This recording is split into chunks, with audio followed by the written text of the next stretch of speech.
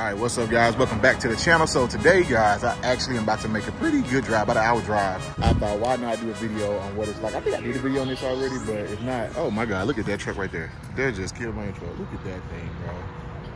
That is insane. It's funny that that's right there. So actually we're gonna talk about what it's like driving a lifted truck. Probably not this big. You know, my truck's on a 6-inch lift here. That thing is like on a freaking, it's 14 probably. But what it's like driving a lifted truck, something like this, and something like this in traffic. Like what do you should expect, kind of what you need to look for. So with that being said, man, let's go ahead and hop in the truck, head out. We got a good drive.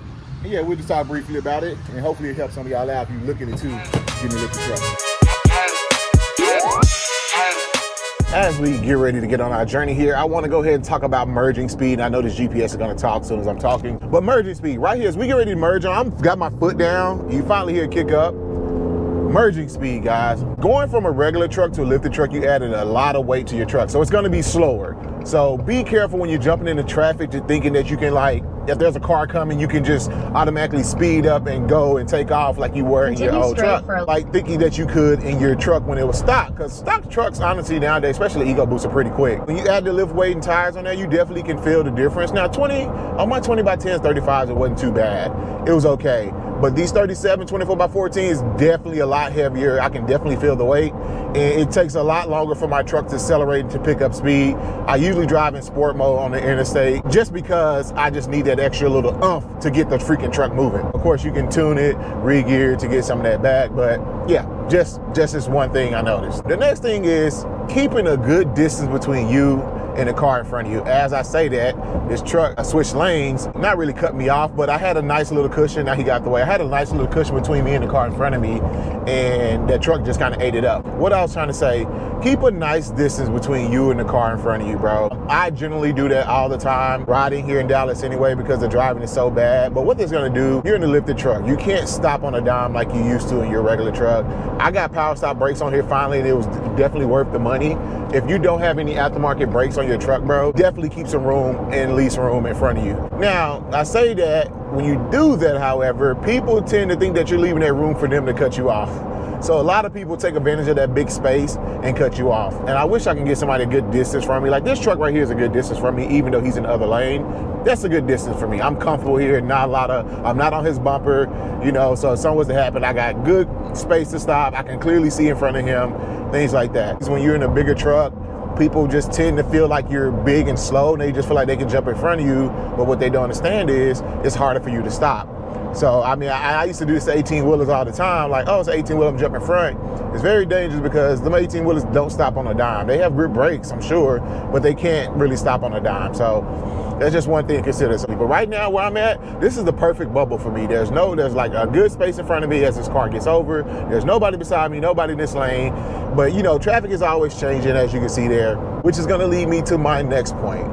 Keeping the freaking truck in the lines, bro. Like, as you can see here, my truck is kind of on the lines. I'm trying to film and drive, but the truck is on the lines on both sides. It's really got to pay more attention to driving. You can't just kind of zone out and just like, you know, you really can't just chill. You really have to pay attention to where you are on the road at all times, who's around you, because honestly, like, yeah, I get out of the lines, I'm pretty sure, quite a bit in my truck. And also, like, even though my alignment is pretty solid, the truck still naturally is gonna pull with a lift kit. It's just gonna pull a little bit to a certain side. I don't know which side, it's just gonna pull. So that's very, very normal. So with that, you can't just really just zone out, because first, you're trying to make sure you got the tires in a row. You're not all outside the lines. Second, the truck is going to naturally pull a little bit to one side. So you're constantly like not fighting the steering wheel, but you constantly have to like guide the steering wheel a little bit. Nothing crazy, but just like keep your hand on it. Like my hand is just on it just in case. But you know, right here is a pretty smooth road, so I probably can't take my hands off. I'm filming with the other hand, but you see I'm starting to veer to the right a little bit. So I got to bring it back to the left.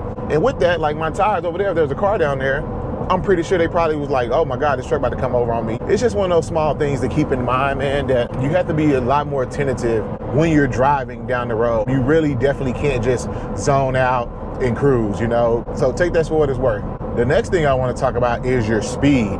If you don't have your speedometer recalculated or anything like that, your speedometer is off quite a bit after you lift your truck, put wheels and tires on there. I have my SCT tuner device, so mine is calibrated, not 100% correctly. It's still off about like 2 miles an hour at higher speeds. But my buddy in the black F-150, bro, I was riding with him one day and he is like going like 80, 85. So I called him like, bro, why you going so fast? He's like, it's only showing I'm going 70. So he is yet to get his speedometer recalibrated. So in his mind, he think he going 70, but he really going 85. So you add wheels and tires, it definitely throws off your speedometer.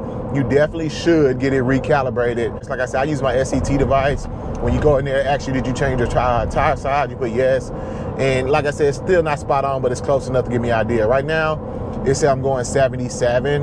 I'm really probably doing 75. So I'm going 2 miles actually slower than what my speedometer is showing me. I figured it out just out of time after owning my truck for a while, you know, kind of where I'm at with it, you know. Yeah, I just kind of figured that out over time, but I did change it. When I first got my lifted truck, anything over 50 or 60, if it's saying 60, you're going 65.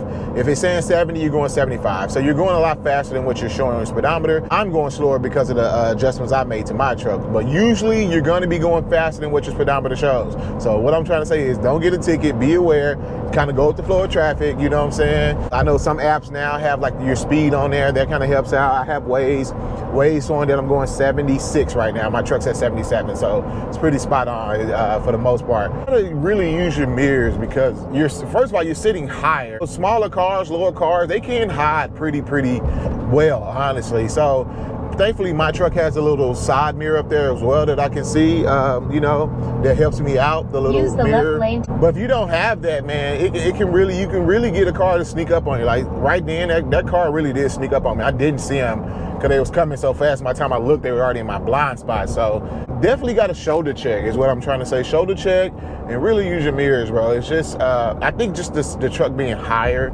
it just makes the visibility of seeing smaller cars a little harder. It's just something you have to really get used to. And honestly, now, the fact that I'm used to my truck, I kind of know how it handles, I kind of know the specs of it, I kind of know like where I can and can't fit. It's not bad. Another thing, construction areas. I hate going through construction areas because I'm already wide. These barriers are basically not on the road, but pretty close to like on the road. So it's pushing me more to my left here. And as it pushes me more to my left, you can see the truck in front of me is on the left lane too. It puts me right here in other cars' lane, bro. It's just one other thing. You just really have to be cautious of where you're at. I'm probably being repetitive right now at this point, but you just really have to be attentive to where you're on the road at all times. I'm telling you, as soon as you look down for 1 second and look back up, you're probably gonna be on the left or right hand side of the lane. You just are. It's just pretty normal, you know? Taking turns. And what I mean by turns, I mean like sweeping turns like the one we're coming up on here. This is a pretty good example because I'm going at a pretty good speed. I'm going 75, 74 miles an hour. When you lift your truck, you're gonna get some body roll. Just because the truck is lifted higher, you're gonna experience some body roll. So if I go into this turn right here, if you're going too fast, you're gonna feel the truck kind of lean in one side. You're gonna be leaning one side. Like this, it's not bad. Okay, this speed is pretty comfortable. It's not too crazy, but basically going too fast into turns, bro, you're really gonna feel the truck lean and you can't really handle it, honestly. Like you have to slow down when taking certain turns. I remember when I was in my guy Roddy's GTR, I did a whole video, a feature on that.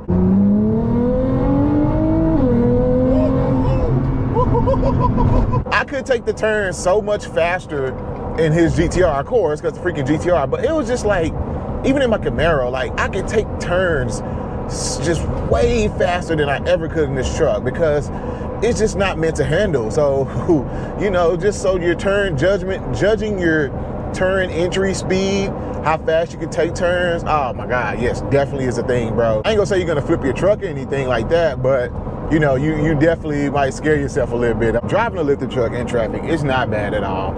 Actually, I love it. One, because I'm higher, I can definitely see way more down the road. So let's say, for example, something going on ahead of me and there's cars up here, like something in the road or object, I can see way down the road and see cars either swerving or I can actually see the object in the road myself, you know, because I am so much taller. It gives great visibility. Like I was saying, the negative side of that, however, is you are a lot taller. So cars like this one coming up on you, if you're not really looking, or that one behind you, you may have trouble seeing those cars. So you really have to just double check before you get over. I do rear view mirror check, I do left mirror check, and then I shoulder check before I move any lane, usually is what I'm doing. And also, you know, riding motorcycles has taught me additional like training. I usually always check my mirrors like every 3 to 5 seconds. I'm always checking what's going on in front of me, what's going on to the side of me, what's going on behind me, what's going on to the right of me. That's just something I learned riding a motorcycle. Your eyes always want to be moving. You don't want to just be stuck on what's in front of you and not aware of what's going on behind you. You could have a guy speeding coming up behind you, maybe somebody about to hit you from behind. And also with that, if I'm looking now, I see a red car. I saw this red car and I saw this car getting over. I saw the car at the blinker a while ago. So now I know this car is probably going to be coming up soon, and there it is. And here's another car. So you just want to be checking and always be aware of what's going on, because you can anticipate traffic too. It helps you out, especially when you're bigger and slower and harder to stop. Anticipation is like great. It's gonna save you. Here's a nice F-250 coming up right here. And see, right then I got out my lane. I'm out my lane again. That is nice, man. There we go. Something about that 17 and 19 front end on those guys, they just like my favorite look on those trucks. I just love the way it looks. I say all that to say, it's a joy, it's fun. You nothing like cruising in a lifted truck. I guarantee you that. Like the feeling you're just sitting high, cruising, especially when you got the windows down, just feels amazing. It feels really good just to be tall and high. It's a fun, it's a blast. It's not scary. It's very confident, inspiring, actually sitting up taller than everybody else. You do feel seen, you do feel visible. Even then, I still get people who almost hit me, guys, believe it or not. Like I still get people who almost run into me all the time. Like people just don't check in traffic anymore. They just don't drive. They're always on their phone. Look at these motorcycles back here getting it, boy. 2 of them coming. And see, that's what I'm saying. That's what I do. I always look around me, and especially with motorcyclists, bro, I know they're out here having fun and riding. You really have to be on the lookout for them, because they can come out of nowhere. But the fact that I was just looking up, I'm checking behind me, I seen 2 swerve in and out of traffic. Now I seriously cannot see them, but I know there's 2 motorcyclists back here somewhere. So I'm just gonna be a little more careful if I do go to switch lanes. Like, hey, make sure these motorcyclists are not in my blind spot or coming up on me fast. Hopefully this video helped y'all out. Drive a lifted truck in traffic. It's like I said, it's not too bad, man. That's all I got. I'll catch y'all next, baby. Peace. There are those 2 motorcycles I was telling y'all about. That buddy over there is riding with no gloves. You see him shaking his hand. If you ride motorcycles, bro, you ain't never been hit with a rock on your hand before? Woo! Oh, you talking about some pain? Bruh, make you want to cry, like cry. So I know he done got hit with some rocks, man, on them hands. No gloves, he a champ, because I can't ride without no gloves, bro. Because one, if you fall, your hand gonna be pink. You feel me? Like pink.